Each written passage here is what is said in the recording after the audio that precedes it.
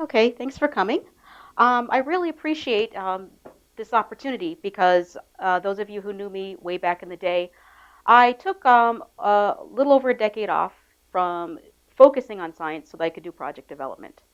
And this is my first year that I've been back to more than 50% time in science. And it's so I get to report on some recent results of a couple of projects. One is a study of coronal dimmings. Alicia Reinert is one of our co-Is that we've been going that has been under happening. I think it started officially on August 1st of this year.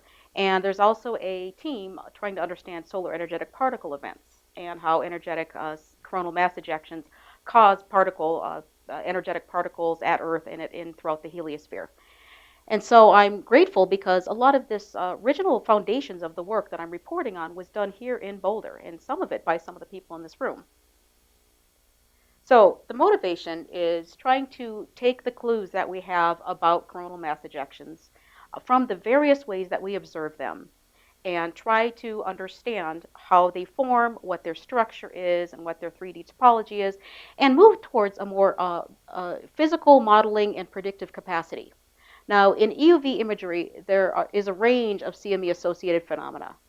But none of these phenomena are a necessary or sufficient condition for a coronal mass ejection. So they're associated. Sometimes you can be pretty sure something's happening, but you can't be 100% certain. Come on in, it's okay. Yeah, yeah. By the way, Sarah has complete license. Alicia has complete license. If I don't say something clearly, feel free to butt in and help the audience understand. If I miss something or something like that, I am happy. I am fine with that. A corollary question is, well, what does determine whether a CME exhibits a particular signature in the inner corona in the EUV images? And I have these things here. It doesn't mean I'm going to answer them. It just means that they're good questions. I mean, I hope I'll at least start to address them. But anyways, another question is, another topic is the study of the inner coronal signatures can reveal clues about the pre-eruptive process, structures, and the eruptive process. And this gives us two opportunities: a more complete understanding of the physics, and also, again, the ability to forecast space weather impacts. And so we want to move on, and I will try to address what does the inner corona tell us about the CME origin and the kinematics of the CME. Finally, the SOHO and stereo missions combined have allowed us to do three-dimensional imaging with the coronagraph images and the intercoronal EUV observations. And it's given us a more complete picture of CME kinematics and how the CMEs connect to the inner corona. And the real question is, what have we learned in this 3D era that will help us function when we're in a 2D capacity, when we only have observations from one viewpoint? All right, so let's go over some of the EUV signatures, and I apologize if some of you aren't completely aware, understand the terminology. Feel free to interrupt me if some of these things aren't clear. So the way that we often look at the inner corona is with extreme ultraviolet images. And these are wavelengths that are, this is the 193 angstrom wavelength on the Solar Dynamics Observatory. It's about 1.5 million degrees, and it's a good wavelength to look at coronal processes. And for coronal mass ejections, there's many ways that they can manifest in the inner corona. You know, I do this, I don't think I've ever in my life asked for a laser pointer before my talk. Do I have, or is there one on this? They often have a little. There is something on that, which try it. Oh, wait, here we go. See if that works. Oh, well. I tried it earlier. Just lighting up my hand. Yeah. We'll bring it up. All right. And I sit there and I repeat it. I swear if I tattooed it on my forehead, I would still forget laser pointers. So the signatures that we often see are associated with CMEs. I like this eruption because this eruption has every single one of those signatures. And so you can see something brightening here. I'll do a little dance. It's a weak flare, but it's still a flare. We're getting localized brightening. Those loops there are a flare after that eruption. There is an erupting prominence. This little dark region here, you can watch that thing go. That's a nice erupting prominence. There are dimming regions. These are the little dark patterns right here and here. You can see these little dark patches. Now this here is what we call a running difference image. What I've just done is I've subtracted the previous image. Thank you. Oh, you're so nice to me. Let's see. All right, there we go. This is a running difference images. I've subtracted the images, and so white means it's brighter than the previous image. Black means it's darker than the previous image.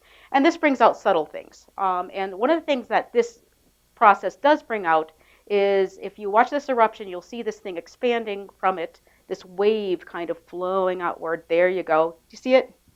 Kind of woof. Okay, cool. All right, so anyways, this wave moving outward too. So this is a prominence eruption that has a wave transient. These are often more associated with energetic CMEs, or so people think.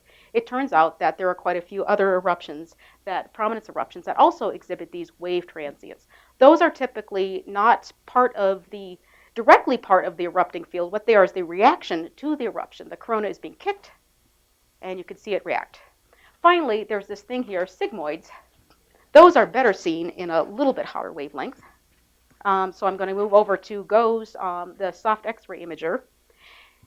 And this is one of the most clear diagnostics of coronal mass ejections that are imminent. If you see this shape, it makes an N shape for the north and it makes an S shape in the south, but that's a backwards S now. Anyways, this backwards S here, you can see it form, and then there's the flare, and that is the intercoronal accompaniment in the soft X-rays to this particular eruption. So there's a whole bunch of different signatures. And again, for every one of these, there's an example of them happening and a CME not existing. And for every one of these, there are CMEs that don't have all of these signatures. And so none of these are necessary and sufficient. All right, so the first part of the talk, I'm really going to focus on coronal dimmings. And I think they're usually the least appreciated of the CME signatures anywhere but here in Boulder, which is great. And so, it's a good place to be. It's because these are, I believe, to be the most clear indicator of what your intercoronal full footprint of a CME is. And I'll go into that later. So here, this is a little complicated. Bear with me. This is now, instead of just one wavelength, I have that wavelength that I showed in the previous movie in the EUV. These are 3 SDO wavelengths. The blue represents a cooler wavelength, 171 AIA 171 angstroms. That's about, canonically, we call it 1,000,000 degrees or so. The green is the 193 angstrom wavelength, and the red is a slightly hotter wavelength, 211 angstroms. And so you can see here's this flare erupts. You can see the flare. You can see also a prominence of things. There's a flare that goes on. And you can see these large evacuated patches right here, these large regions. There's a little one forming there. This also gets darker here. So you can watch them form over time. This movie is 7 hours long. This is not, the CME is long gone by the time this stuff really is forming, finishes forming. Now, this thing on the right, we're going to see these several times throughout the talk, and so I want to introduce this early on. This is a persistence map. And what I mean by a persistence map is that what it does is it records at every point in this, throughout the development of this eruption, it records the lowest value in each wavelength that each pixel has reached. And so it doesn't change unless it decreases. Any increase is ignored, but if any of these wavelengths changes and decreases, it records that. Now you think, well, I'm throwing away a lot. For example, I'm throwing away the flare. There is no flare in this movie. There's this flare. It's very rudely moving into this dimming region, right? So you get this dimming region that happens early on, and then this flare kind of obscures it after a while. Come on. There we go. So you get this region goes dark, and then the flare moves into it. Here, what this is doing is it's highlighting everything that has dimmed so far. And it is not taking into account the flare. It is removing the flare. And it is allowing us to see the long-term progression of many of these things. And this is very useful for 2 reasons. One, if you're trying to study the total decrease in emission as a representation of the mass loss, you're going to want to know how much mass was lost from each pixel. And you do not want to be counting this flare emission, and you do not want to, when this recovers and becomes almost completely back to normal before this one even starts to show up. And so if you want to know the total mass loss, you want the persistence map. Additionally, if you want to know the magnetic field associated with all of the regions that show dimming, you want the persistence map. So they're handy things. But basically, dimmings are large-scale decreases in EUV or softer X-ray emission that commonly occur in association with the flare or CME. They're originally called transient coronal holes. because they look like coronal holes. They're transient, they don't last as long, but they have a lot of the properties and they look like they're coronal holes. They also have a lot of the physical properties of coronal holes, which I'll get to the next slide. But Dave Rust, back in 1983, with Skylab observations, was describing these these properties as that. Alphonse Sterling, who will be here next month to give the colloquium, Alphonse Sterling and Hugh Hudson broadened this to dimmings because they said, well, certainly, they could be due to coronal holes, but there's other reasons that the sun can go dark. And if we just always assume that it's because of a coronal hole type emission, then we might be mistaken. So let's study dimmings and call them dimmings. And then when they're coronal hole like dimmings, then we can, make that explicitly the case and study them. Anyways, so dimmings can have a variety of shapes and extents. This one's got a very, it's got kind of these wings going there, and you've got some stuff up here and some stuff down here. Notice there's no change here. All of this, I think, is really associated with the coronal mass ejection. And these contours are just, they're showing just areas that reach lower and lower and lower emission. This the black contour, the inner part, is more than 50% decrease. They can have a variety of shapes and extents. They can develop on time scales of minutes, or in this case, hours. And they can usually recover to the original emission level and can look similar to the pre-eruptive state, but can take a very long time to return there. So, sorry. Yep. Oh, okay, sorry. You're right. Okay. Thank you. Okay. All right. So, yeah. So in this case, this is sort of a kludge. What I've done is I've taken the percentage change in each of these wavelengths and then quadratically added them. And so, so I take if 171 angstroms is decreased by 5% and then 211 angstroms is decreased by 2%, it's a quadratic average of the emission change in all three of those. It's just a good way to capture them all. There's no good way to really do it unless you look at each wavelength individually. But I think if you want to get a full map of all the stuff that changes, it's nice to use a weighting of different wavelengths. And again, and it's percentage change because the stuff that's decreasing in emission isn't as bright as this stuff in the first place. If you took overall change, well, then you're going to let this region and these brighter regions have more say in what's going on. But if you do percentage, then a weak region that loses 50% of its emission still shows up. And that's important because just because something's brighter doesn't mean it's denser. And these are spectral lines, and they're very thermally influenced. And so you want to really be able to record the changes in that type of way. And there's different ways you can characterize it. Sure.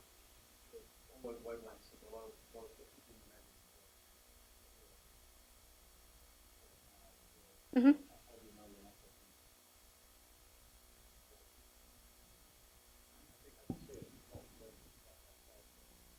All right. So, thank you. He's my shill.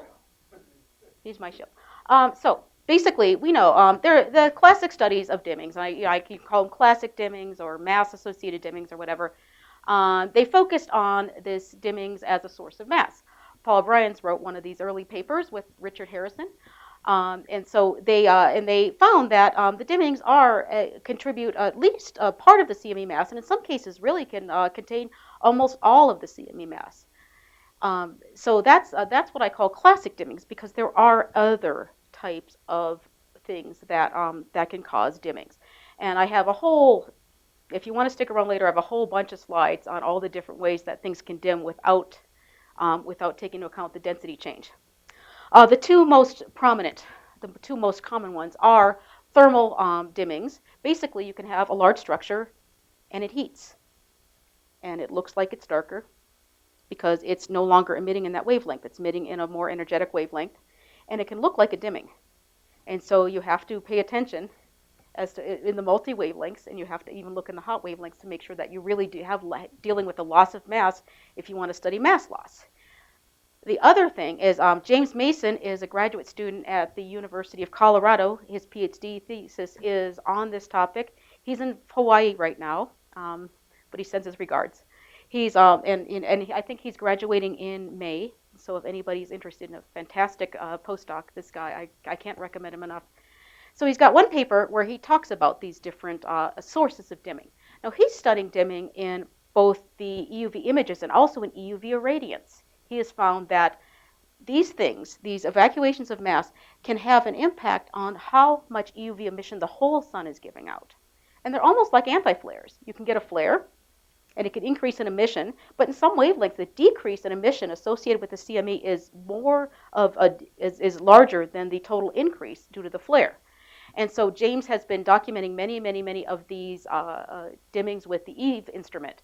And he has, there are several diagnostics you can use to to determine the absorption, whether the emission is thermal, whether it's mass loss, whether it's absorption. We call it obscuration, because absorption kind of sounds local. And sometimes if you just have a moving cloud of prominence moving in front of an active region, it can cause that active region to dip significantly in its emission. And so it's sort of like it's in front of it, it's not local. But anyways, James has they're basic spectral diagnostics. You have to pay attention. And yes, of course, I mean, there's different absorption. The helium, the absorption cross-section varies with wavelength. And it's kind of linear through a lot of the AI wave band passes.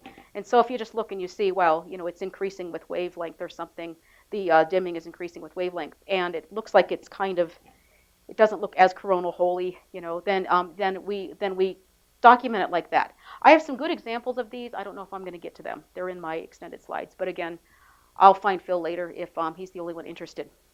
Anyway, so James Mason does discuss this and discusses the dimming causes and proposes the diagnostics. However, for the rest of this talk, when I say dimmings, unless otherwise stated, I mean mass loss dimmings, those transient coronal hole type dimmings, because it's just too much stuff.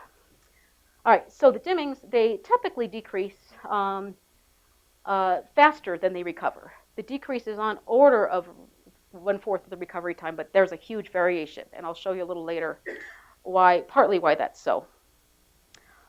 There's spectroscopic studies of dimmings.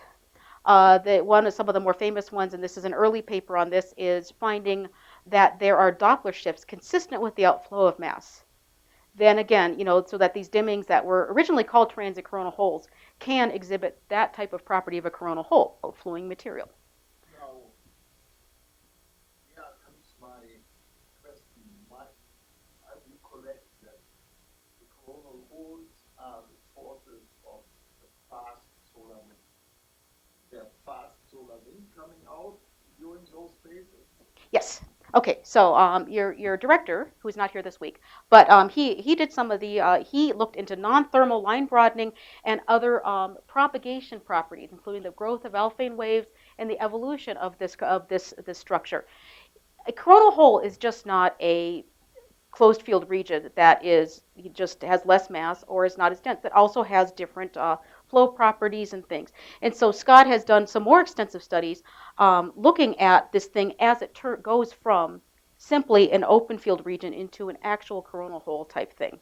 And I think that is key to understanding why sometimes the dimming lasts so much longer than the CME. The CME is long gone and this thing is still dimming. And I think it's because for a better way of saying it, it's the corona still, it takes it for a while for it to realize it's a coronal hole, so and so it turns into it, and as it develops these properties, and that can take a while, that can take a couple of hours. And so Scott not only talked about how to study looking at the growth of alphane waves and other outflow characteristics like non-thermal line broadening and things, he also uses some of these properties to understand how they close down. And the opening process is hard to understand. The closing process is even harder. So there are a lot of studies I've done with dimmings and CMEs. Alicia Reiner wrote with Doug Biesecker one of the seminal papers on this. This is, actually you've written a couple good papers on it. So they found that 55% of CMEs are associated with dimmings. This was a SOHO study, but I think it's kind of, this number is more or less held out in the 3D era. You could say, well, maybe you didn't see the CME because you only have one viewpoint, but in reality, it really is, I mean, it's a little over half. It depends on how picky you are in calling it a dimming too. If you want a big dimming or a little dimming. If you have a low threshold for your definition of dimming, you'll probably have a few more. But I think that's a good, basically, it's more than half and definitely less than 100% that have obvious dimmings. The converse, Daniel Buescher and Matt West both did studies of dimmings in the pre-stereo era and found that most dimmings are associated with CMEs, but not all of them, which is interesting. In the stereo era, we do know that number is probably a little higher, but there's still cases of dimmings that don't have CMEs. There are people who have gone further and really recognize the importance of not just treating a dimming like a source of mass. They're a source of magnetic field for CMEs as well. And understanding how these things evolve, not just going with the erupting prominence structure, not looking at the flare structure, but the whole structure erupting. That's fundamental to understanding the eruptive topologies. Oop. And people have also done correlations showing that the dimmings can show a good correlation with CME speed. And it can be a predictor of the CME dynamics. It's not a perfect correlation, but it trends towards more flux in dimmings, trends towards faster CMEs. There are also neat studies of recurring dimmings or recurring eruptions. And this is important because, again, we understand the post-eruptive dimming process less than we understand the eruptive process. And so watching and seeing these things recur, going from eruption and then returning and then re-erupting, gives us very good clues as to how the post-eruptive field evolves.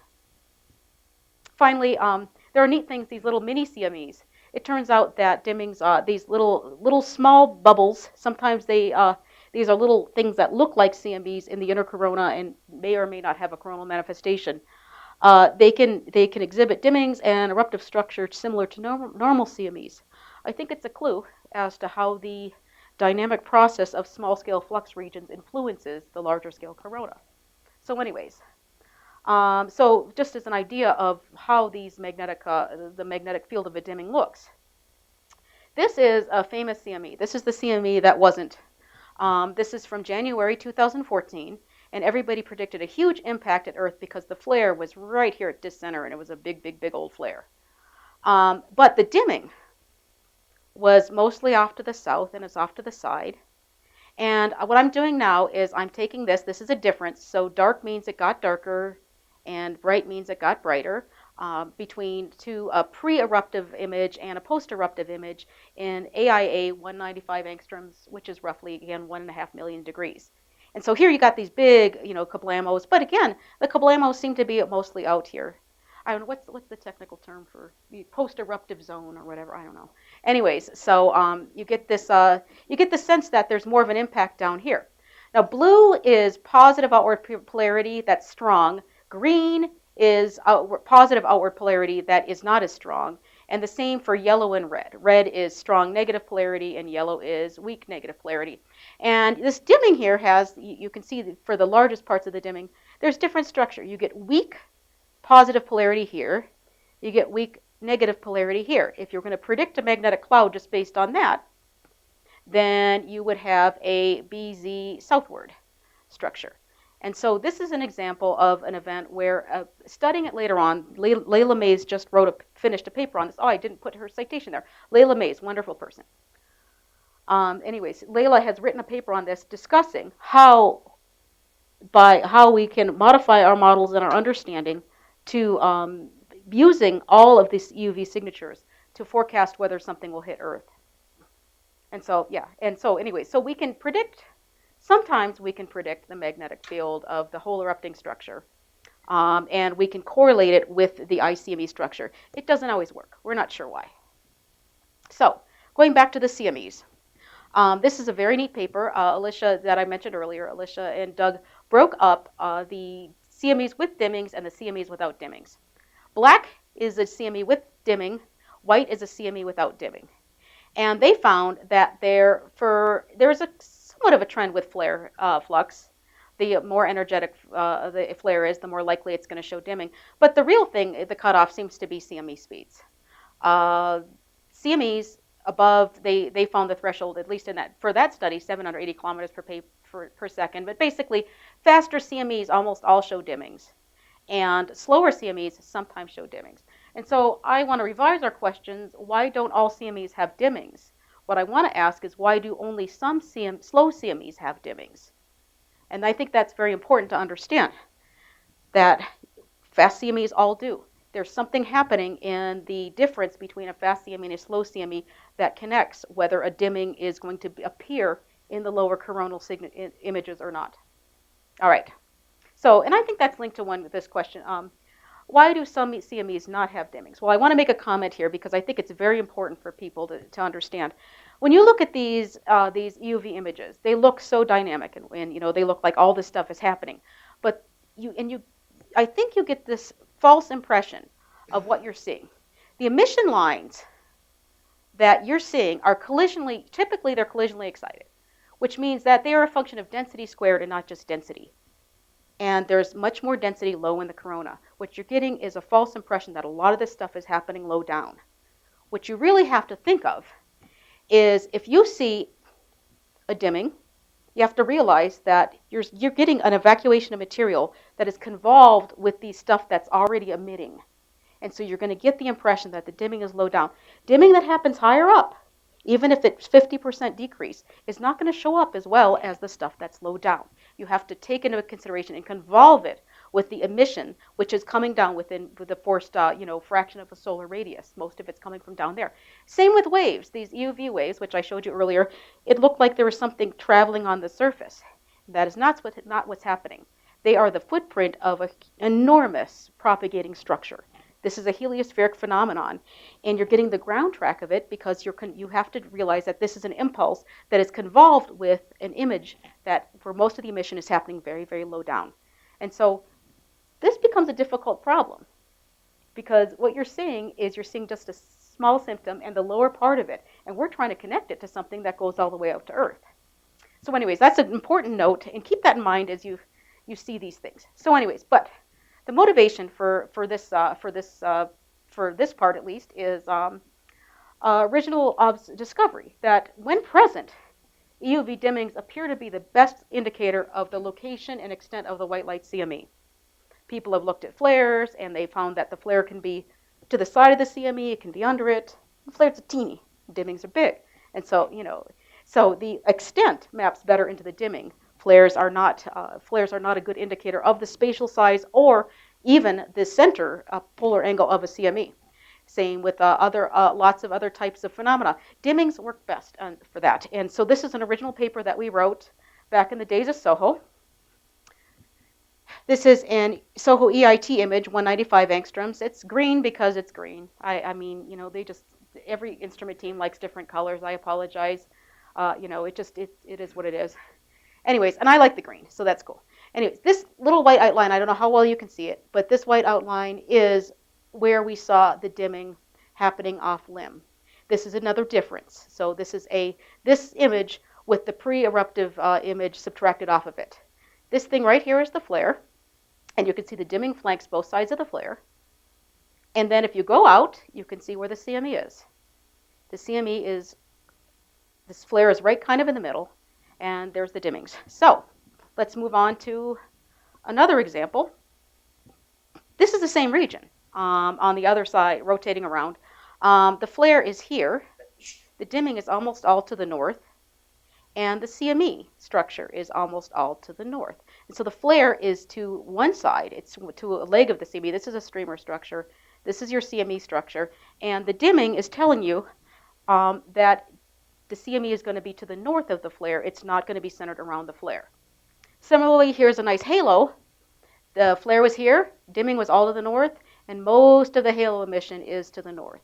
And so if you'd looked here, the flare is technically in the southern hemisphere, yet this halo CME is almost all in the northern hemisphere. So dimmings are useful. Let's see another one. All right, so we're going to play the dimming game. No prizes, sorry, just, bragging rights, I guess, is your prize. So here's a nice dimming. This is off limb, and I'm not going to, I'm going to show, this is a 211 angstroms. It's a little hotter wavelength than the previous ones. I'll show you different wavelengths just so you get an idea of how they look in different from different images and things. And this is the Solar Dynamics Observatory. So we have this nice dimming that happened here. Where do you think the CME is? What do you think the CME looks like? Okay, get a picture in your mind, and well, it wouldn't be me. I mean, if it didn't look like it, I wouldn't have shown it. But basically, but for the most part, Almost every time you get a really good dimming on the limb, and you can look at a CME in profile, you can see that they do map fairly well. Okay, next dimming. This is SWAP. This is a really neat instrument on the Proba 2 mission, and it's at 171 angstrom wide field imager. The signal to noise is a little, you have to add it a lot more to get, or you have to be very sophisticated in your image processing to get a little bit more information out of the outer corona. But you can see right here that there's a huge, huge, huge dimming. And you're thinking, wow, that's really big, right? That's almost half the whole eastern part of the sun. How big can the CME be? Well, it's really big. It's all the way, it goes all the way down here, and it goes all the way out. This dimming was telling you to expect a very wide CME, right? Okay, here's another one. This one is Stereo A. We are looking at from the Stereo A spacecraft. It also has an EUV imager, and this is the same wavelength as the green one. It just, I don't know, it's just the way it goes. Sorry, I apologize. Color, it's EUV. If I showed you an EUV, you'd get cancer, right? So these visible light colors are they're just what they are. Anyway, so you get this. This is the percentage change of emission associated with this eruption. So this is all the percentage amount of dimming. And so basically that means that the stuff, even here, if it was weakly emitting and it dropped 50%, and this is strongly emitting and it dropped 50%, it got the same value. And this is what your dimming looks like. It's big, and here's a flare. All right, so let's play the dimming game again. What do you think the CME looks like? Okay. CME, if you watch right here, you see this loop right there. You get these little feathers here. I'll talk about the feathers later. The main loop structure, you can see this dimming goes right into the interior of that whole structure. Now, we can even do this better. We can do it, watch it develop over time. All right, so this is Stereo A. Stereo B is looking from another direction. And so in this case, this is an eruption in 2013. The eruption here is on the limb in Stereo A, and it's right near disk center in Stereo B. And so when the CME first appears, you can see where most of the dimming is. And now I'm going to step it through time. And I want you to watch also how it develops in Stereo B. Here you see it kind of, you see a lot of, it looks more local here. And you can see a large structure developing here. So watch this develop. Here's the next frame, and here's the next frame. So you can see you can see how both the dimmings on Stereo A and Stereo B are growing, and with the size of the CME, right? And finally, now your CME is at the edge of the field of view of Stereo A, the Core 2 coronagraph, and you can see that the dimming is very well developed. It's gotten bigger. It's also gotten bigger here. However, this thing doesn't reach its maximum until 2 hours later. And 2 hours later, this is where the CME is. This is the sun. This is the size of the sun, right? 2 hours later, this is Stereo B, and so you're looking this direction in Stereo B. But in the Stereo Ahead spacecraft, this is telling you how far in that direction it is according to Stereo B. Basically, this thing is long gone, and this thing finally reaches its minimum value. And it looks very, very structured. It looks like there's little features here, and it kind of looks, I don't know what it looks like, but it looks very structured. But if you look at the corresponding image from the side, you realize that this is the parts that reach into the lower corona are just the parts that reach in the lower corona. When you get up higher, these things that are erupting kind of merge to form the interior of the CME. You see this part right here, it's kind of that part right there. And, there's probably dimming behind it. You're integrating along a different path. But basically, you can see that, seeing both of those helps you understand a little bit better about what you're seeing on disk. The interesting thing to note is that the northern extent of this thing and the southernmost extent of this eruption, of this dimming, this part here and this part here map very well to this and this. These are similar latitudes, this to this. And so if you didn't have this here, if you'd just taken the northern and southern extent of this entire dimming structure, it would have predicted where the latitude extent of the CME was pretty well. Barbara? Yep. Does the CME really have a bubble structure, or is it more compressed in one dimension as that sort of dimming? Yeah. I'm going to show you a very scary CME later on. And the answer is yes. Sometimes it's got more of a simple structure. Sometimes it's got a very, very inhomogeneous structure. I'm not sure in lots of cases. Of course, there's going to be parts of the CME that the traditional shape is the bright front, which is more dense, and then the cavity, which is less dense, and then the center core, which is very dense. That's its traditional structure. What you're seeing when you're integrating in one wave in one image, though, can look very different. Go ahead. The traditional end is looking more like the croissant. Yeah. It's not spherical. It's lighter. Yeah. It's true. Exactly. Yeah. Yes, sir. But I think from what you were showing that it looks very linear on the disk, but it's expanding quite a lot as you go out. And you can see with the limb, it's much less structured and it's much broader. So there's an expansion with height that you won't see on the disk. Right. Exactly. Okay, so let's go back. This dimming, the CME is long gone, and this thing is still evolving. And so I want to go back to this original thing that I showed you. This is this persistence map as it evolves. And we have these different regions that are showing up. These are the ones that reach very, very strong dimming. And again, there are plenty of areas that don't dim at all. And so we're almost certain that these are CME-associated dimmings. And let's do a study. If I'm going to study how much decrease in emission there is, if I'm doing this, let's say, to assess how much mass was lost in the corona.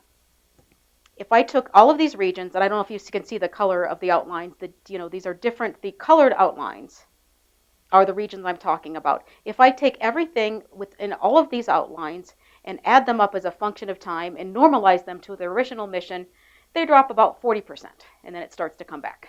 And if you remember, the flare is moving into here, and so even if this is dimming here, the flare is moving in here, so the flare moves into this region here, you can see the emission starts to come back to its original value. Now this dashed line is this value, the persistence map. If it reached a low value, it keeps that low value, and it retains it throughout the whole time. And so what this shows you is that if you'd done your dimming study, if you taken the minimum emission only from the integrated emission of all of these together, you would look a couple hours after the CME, and you would get a value of about 40% decrease. The actual value is over 60% decrease. If you waited long enough and you consider it per pixel how much the maximum decrease in emission is, you get a much larger decrease. And the reason that is now this is a hard plot. I have to build it up over time. Now let's take region A right here. When does that come back up? When does? Eventually it should come back up. Right. Well, this is persistence, and so by definition it stays low. It stays artificially low because all I've done is record the lowest value that it reaches so far. And so what'll happen is eventually it'll just stop changing. And so you can't look at this in isolation.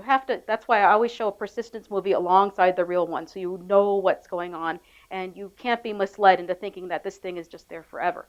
But the important thing is to realize is that if you looked at each pixel and how much the maximum decrease was, you will get an idea of that. You'll realize that your mass estimate could be off by quite a bit.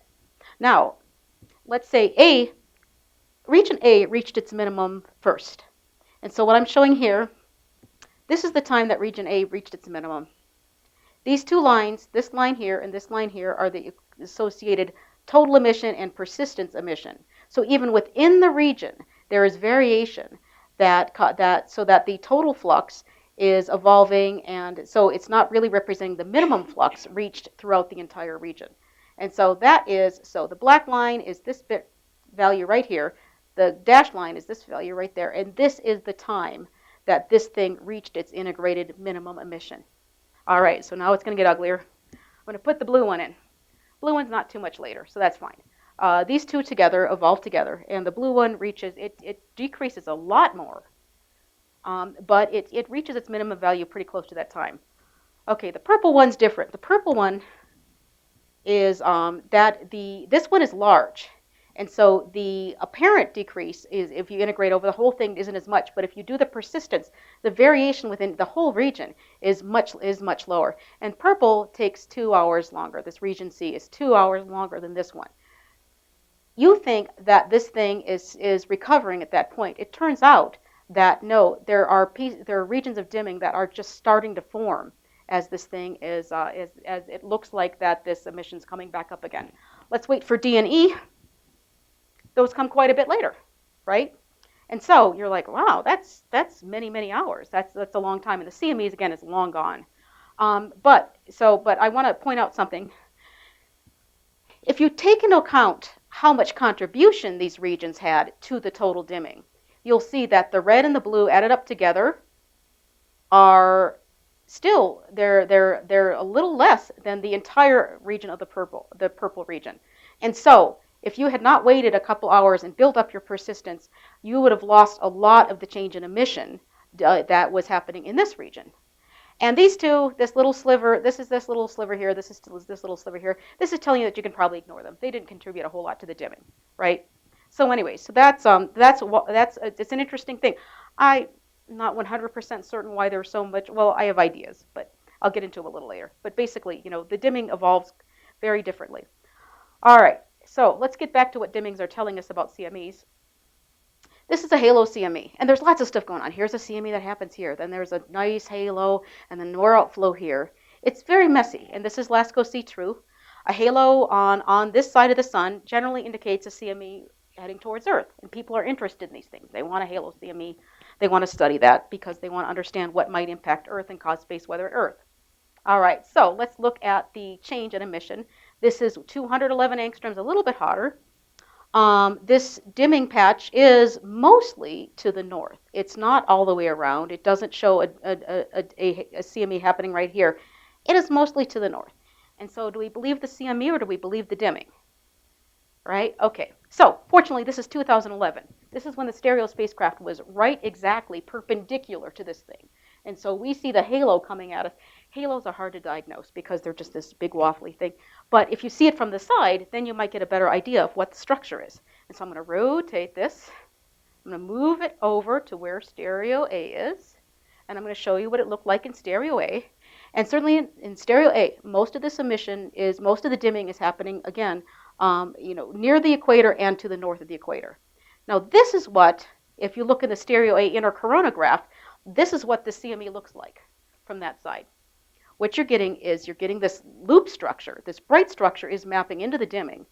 And down here, you're getting this little this feature. This is probably just a moving streamer. It's being kicked by the CME, and it's there's a propagating change in emission that mimics mass. It mimics a CME. And so if you'd believe the CME as a halo, you'd say the halo's observations from LASCO, you would think the CME was going straight out. But if you'd taken into account the dimming, you might have said that the CME was going a little bit more to the north, and some of the emission was associated with the coronal reaction to the CME and maybe not the CME itself. All right. Oh, sorry, and I have an arrow. So the challenge is to isolate the main CME. And we don't want to throw away these deflections. They're very useful. But we want to isolate the main CME. So this is an augmentation of the persistence mapping method. Previously, what I did is I just recorded the lowest value over time and kept that as it developed. This time now what I'm doing is I am taking the highest value over time. And so each image that shows the CME, it's having there. And then what we do is we convolve the brightness that it reaches with a color representing the time. And so let's say, like all through here, it has a time that it reached its maximum value, but the maximum value wasn't very bright. And so what we get over here is this dark, it's dark and it's multicolored. Whereas here, it's bright and it's single colored. And so this allows you to see and pull out structures more clearly. Now, there are caveats, of course, with this process too. Anytime you represent something in a certain way, you throw away some information.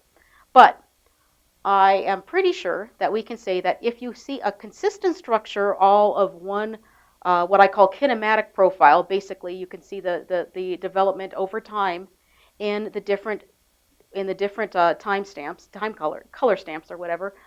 You can see the structure seems to be a coherent structure. This is where it splits off. There's another split off here. There are possibly other structures up there. If there's a split, it doesn't necessarily mean it's not part of this. There's phenomena that can, CMEs can evolve weirdly. But it does mean that it's possible this is a different structure. And I believe in this case, you can see this little feather here. This is, I think, recording the propagation of the reaction of the streamer being kicked and not the core of the CME. So let me move on a little bit. This is, I don't want to belabor this too much. So we do these crazy rainbowgrams, and it allows us to both see the CME structure as well as the reaction to the CME. There's one eruption, there's another one going on later on too. And it allows us to make this nice map of these things. There's one, there's another one. If you run them too long, it just looks crazy. So you got to kind of stop them in time. But the nice thing about it is it gives us an opportunity now to at least have another diagnostic, possibly, of the CME, the main CME, versus the rest of the corona reacting to the CME. All right, and so we did this fit. Oh, just trust me, we did a flux rope fit. The important thing is, I think, that there's an augmented fit. This croissant model that they're talking about, that's what people typically do. They love the croissant model. And so what we have is Run-Young Kwan and Phil Hess are two people that have kind of pioneered this whole thing. They take and fit the croissant model to the loops. Now, these loops, this main CME, as we said, maps into the dimmings. And so croissant dimmings go into croissant, out to CME, and then back into dimmings. The neat thing about this is that now he takes, for this outer envelope of brightening, he fits it to an ellipsoid. This ellipsoid goes down, scoops in. This little bright front here, that's one of those EUV waves, one of those reaction waves. And so what happens is this ellipsoid, he finds, if he fits it to the entire ellipsoid structure, it goes down, scoops in, picks up the wave, and then goes back out. Again, the thing that looks like a little ripple is a huge three-dimensional phenomenon. And you're just seeing it in the low corona because that's where the emission is. So Run-Young has this wonderful model that he does these fits to, and he's even recently added a hyperboloid structure for driven shocks. So we have an ellipsoid for freely propagating shocks. We have the croissant model for this main CME, and if the CME is fast and it's directly plowing a shock, he has a hyperboloid that he puts on top of it. And so, and this is the neat thing, is that now if we have our rainbowgrams, this is a very clear cutoff. We now know exactly where he can put his ellipsoid for some of these events, because there's a very clear structure right there. So Run-Young fits his ellipsoid to that and says that's the whole reaction. And this ellipsoid engulfs the sun. It has its base in the beginning on the surface of the sun, but it expands and engulfs the sun eventually. So the Kwan model.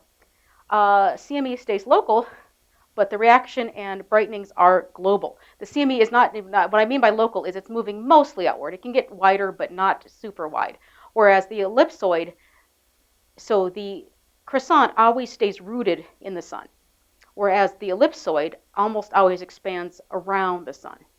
And so he fits the main flux rope with the GCS model. He fits the outer envelope with the ellipsoid. And relative to the intercoronal signatures we were discussing, the dimming is the interior of this main flux rope, and the wave is the outer envelope. So it's very neat. It's a wonderful model. And so, yeah, and that's right. And he's now got the rainbowgrams working with his entire mapping thing. And I don't know why this is the example he chose, just because it's such a crazy example, because there's 3 CMEs going on. But he's got it working, and so we're going to do a whole bunch of these fits with those. And so, yeah, we're making great strides, and the Kwan model works very well. So the material from the dimming is the mass source. The dimming maps into the interior cavity and forms the magnetic footprint of the erupting structure and the main cavity, and the wave is the footprint of the 3D halo in reaction to the CME impulse. It can be a shock. It doesn't have to be a shock. It's basically just the impulse. And when it works really well. It doesn't always work. Again, it wouldn't, I have to be upfront. All right, so we think this works really well. I'm going to go into a little bit about one example of why it sometimes doesn't work. And and what I'm going to use is, this is a fairly faint CME, and it's mostly prominence material. This is the SOHO UVCS. It's a coronal spectrometer. They assembled a moving piece of material, a CME, that moved out into the SOHO LASCO field of view, and it's kind of going like this. It's doing there. And it's Chiaravella et al. You can't see that, but this is a paper I wrote with Angela Chiaravella, and these are my measurements of this CME. All right, so This is latitude and this is distance. And so I have the distance when it was here, it was at roughly 50 degrees north latitude. And then over time, this thing moved, is moving more and more south. And it finally settled at about -10. It seems like it's going at a straight line at about -10. And so if you plot latitude versus distance, this is what you get. And you get the impression that what's happening is this CME is being pushed and moved until finally, around 4 solar radii, it's finally chosen its direction. It's going in a straight line. It could be channeled. Chris Mostel has a description of channeling. There are people, Christina Kay, Amal Muhammad, that talk about the pressure and the coronal structures and topology pushing these things and deflecting them and altering their path. And also, Paulette Lever has a very cool paper recently about how some of these things are deflected possibly by intercoronal structures, active regions. They are going non-radially very early on. But basically, what I want you to do, though, is I want to step back and examine how we determine the deflection of a CME. Because here I have these points. This red line right here, see, this is a straight line. Okay, and so what I mean by this red line is a straight line is that when I plot this line in the latitude versus distance coordinate system versus plotting it just as x versus y, this red line looks like it's curved. It looks like something's acting on it and then stops acting on it. And so this is the data now plotted in x and y. And you can see, certainly it's not going in a straight line, but you don't get the impression that something's happening and then stops happening.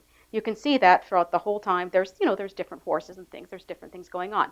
The sun here, this is the sun shown for scale. This x-axis is different scale. This is 4 solar radii. This is 15. But, so it's not as going south as much as you'd think from the thing. But basically, you can see that your coordinate system is really going to influence what you think. And so let's say, okay, so here we go. We have a CME that's going straight out. If I plot radial distance versus latitude, well, latitude is 0, and so this black line goes right on the axis. It's going straight out. Same here. If it's going straight out, x distance. It's only going in x. It's not going north or south. There's no y. Now, let's make it go non-radially. Again, this does not intersect the center of the sun. This intersects the surface, but it does not go through the center. So this is non-radial. This is not perpendicular. This is still a straight line, like Sarah calls a bullet. It's just going in a straight line. But if you plot it in this coordinate system that we plot so often for CMEs, you get this impression that it's being curved. It's having a trajectory that is curved. And this gets stronger and stronger the higher the angle, the higher the non-radial angle is. You get the impression that there's something happening and then something stops happening there. It's important to realize what your geometry might be misleading you into. And so, how do we, if we can't, basically, we've always done this thing, how far from the center of the sun is this leading edge of the CME? That's how we've defined our leading edge. That's almost always how we do it. How do we do it if we can't use the center of the sun anymore, if we have to use the surface, and the surface anywhere on the surface as your origin point? Right? That's hard. And so what, but I'm going to say that I think there's a lot of value to releasing your assumption that the CME is coming from the center of the sun. Because this is the traditional flux rope model. This is the traditional croissant model. They're all laid together. I'll just whip through this. And what you get whenever you have a model that forces you to be in the center of the sun, this thing is going, it's kind of going in a curved line, but you get a sense that it's being rotated because that's all it can record is rotation. And so we need to figure out how do we define a leading edge without a true direction of propagation. And how do we build on these studies that have helped us to understand how a CME is influenced by its environment.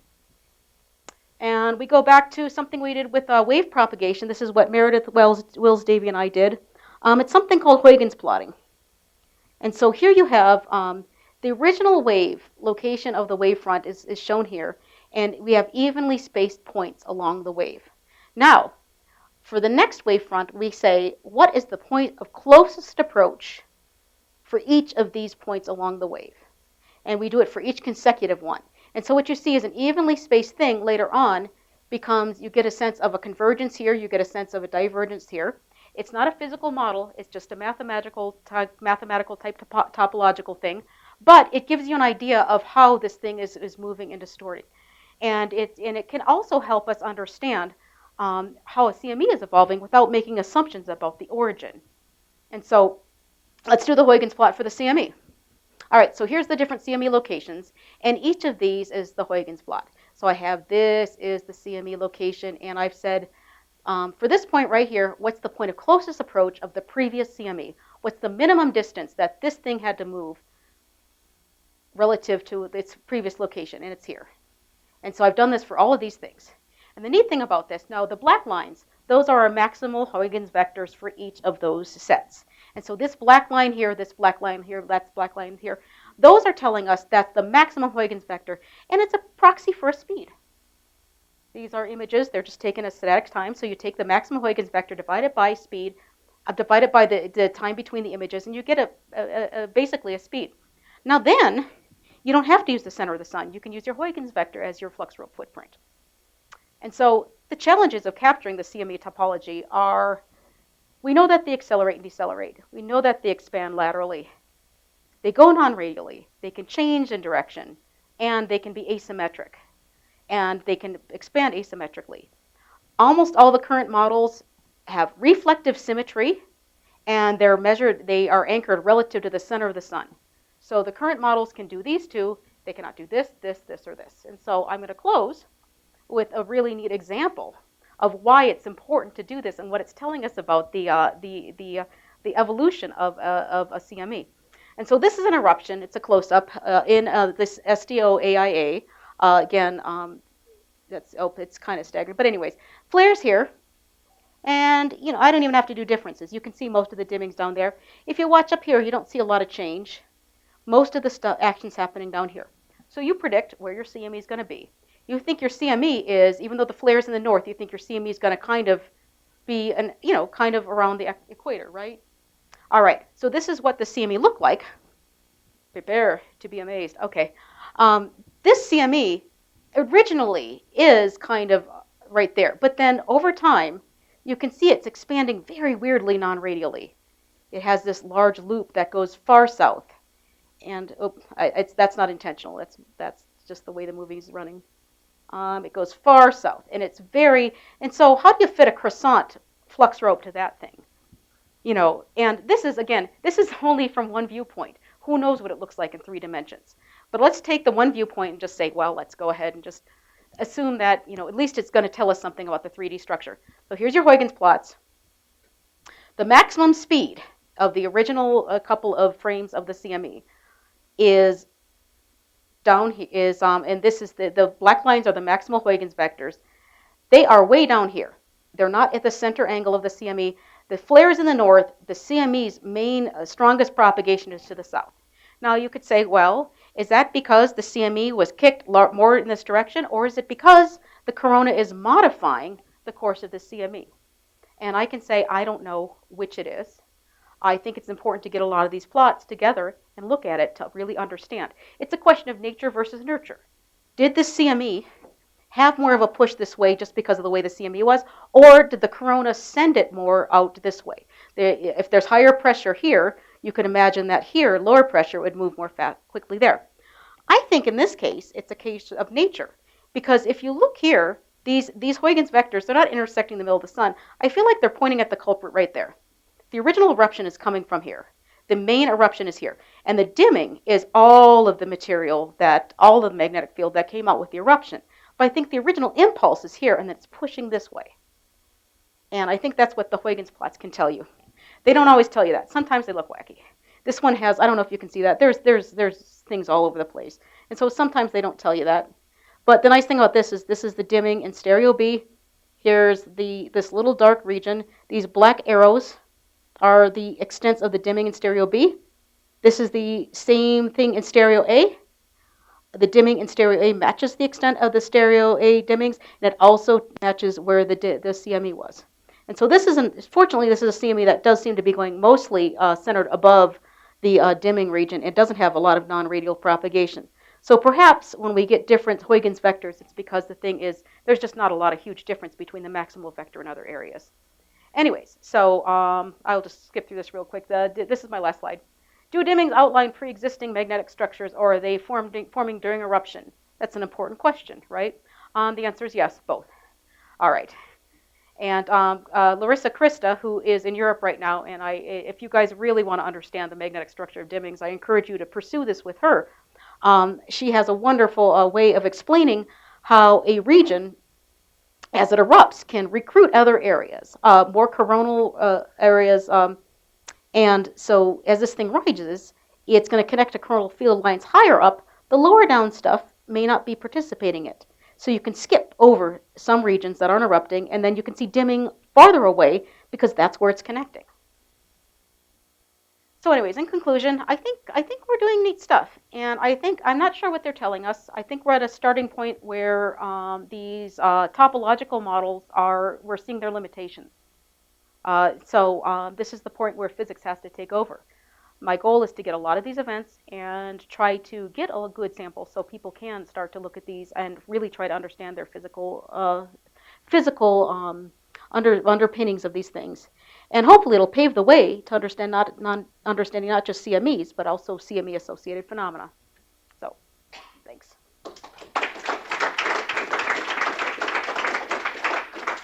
Thank you very much, Barbara. Questions?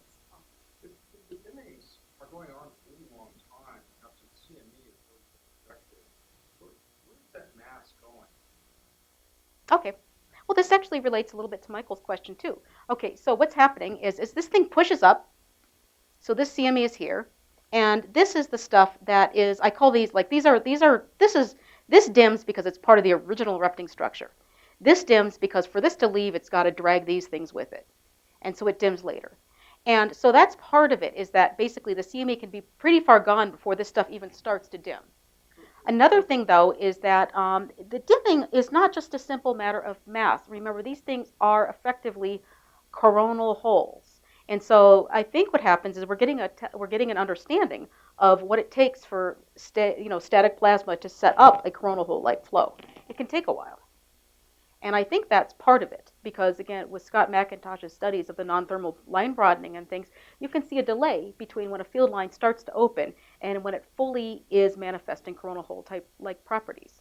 So we can learn from dimmings by studying coronal holes and vice versa, I think.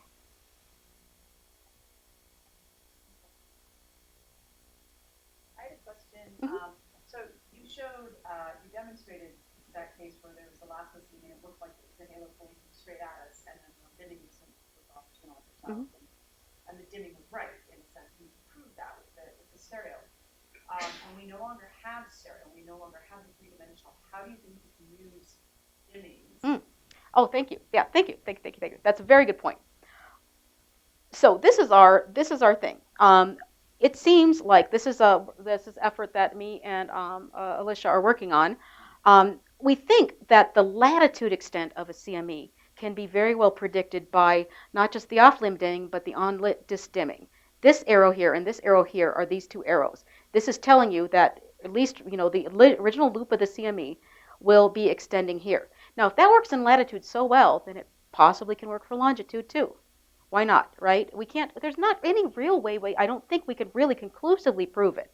But if it works really well for latitude, I think it is reasonable to assume that it's a good proxy for longitude as well. So you can get a 3D extent and trajectory of, or at least the original propagation direction of a CME, or at least clues about it by looking at the dimmings from one viewpoint. You were talking about matching the ellipsoid Mm-hmm. to apparent structures. Mm-hmm. Now, the nature of an ellipsoid, if you match that, you basically have a direction. Mm-hmm. Does that direction have anything to do with how this CME will then evolve? Well, there's a little bit, because again, if you get this ellipsoid, it's the CME kick, which means if it's kicking, it's probably expanding also, a bit in that direction. But I think with the... You see, the direction is given, and if it goes like this way,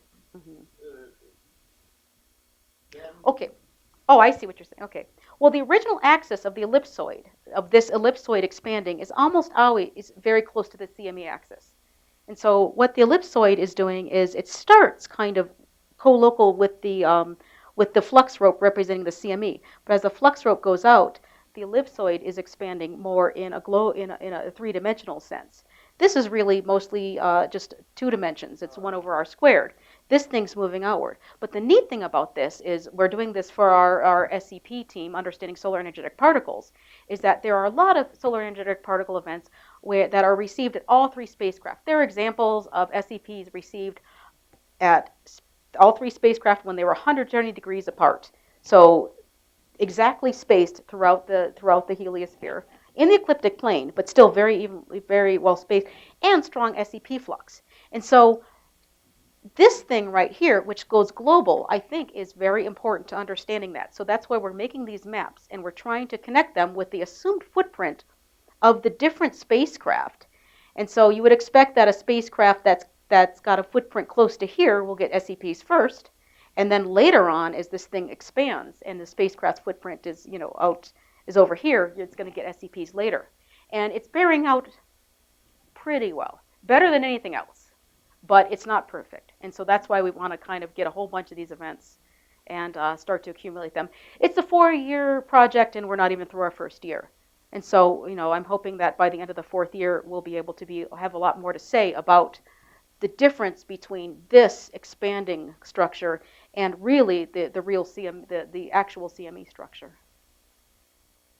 To understand how a CME is evolving, you pointed out one needs to know the neighboring magnetic field topology. To what extent is the magnetic field topology of the same active region critical compared to the magnetic fields in other active regions? And again, it depends on the eruption. Let me see if I can go back to a really messy, ugly dimming to show. I guess that's kind of a big blob or something like that. I guess it's going to be hard to find. Anyways, this might be an easy one. Basically, you can see that it maps in something pretty local, and so you can assume possibly that not just the magnetic field of the erupting region. Sarah and Yuhong's work shows really well how the dimming can map into the true opening field lines and not just the flaring neutral line.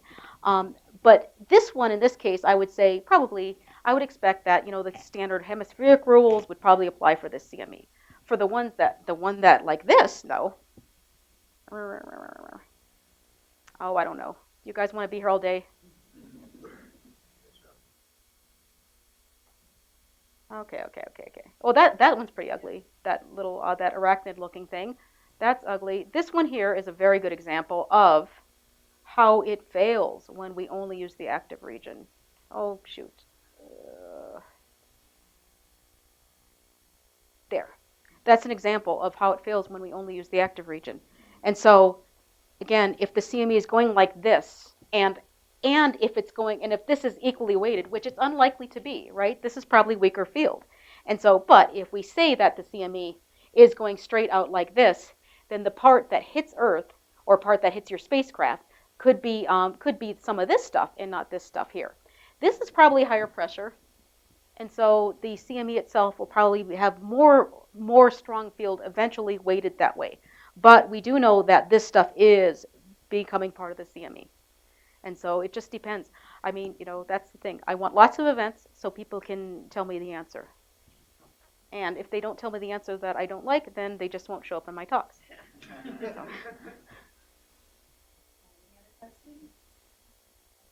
All right.